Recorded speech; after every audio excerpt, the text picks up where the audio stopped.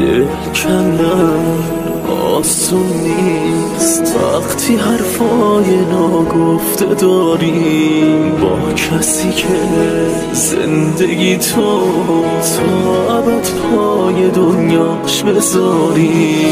بیقراری و آروم نداری وقتی چشمهای پر رمز و رازش دور ازت هر دقیقه میگذرونی تو خاطراتش.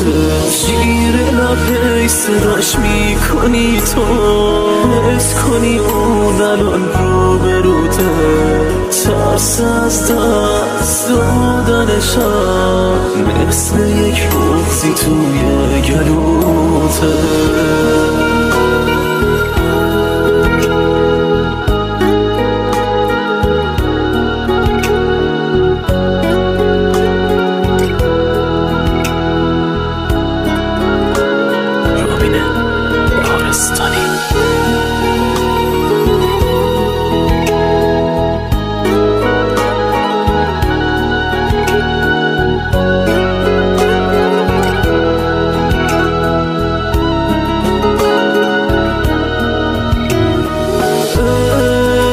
یعنی گریه کردن کنارش شب و تا سهر چشم به راهش مثل کوه بشی تکیه گاهش.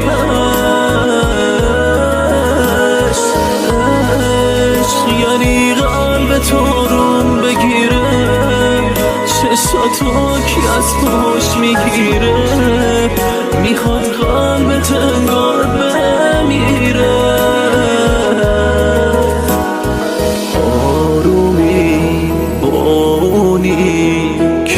تموم تو وقفه چشاشه وقتی یک ثانیه دور از تو فکرت هر لحظه انگار باشه.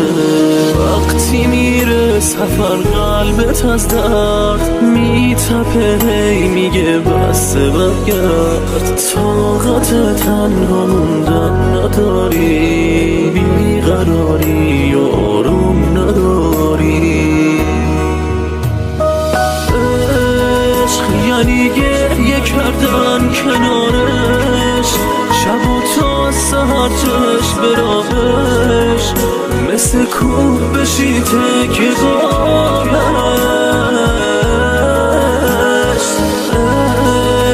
یعنی قلب تو روم بگیره چشاتو کی از پشت میگیره میخواد قلبت انگار بمیره.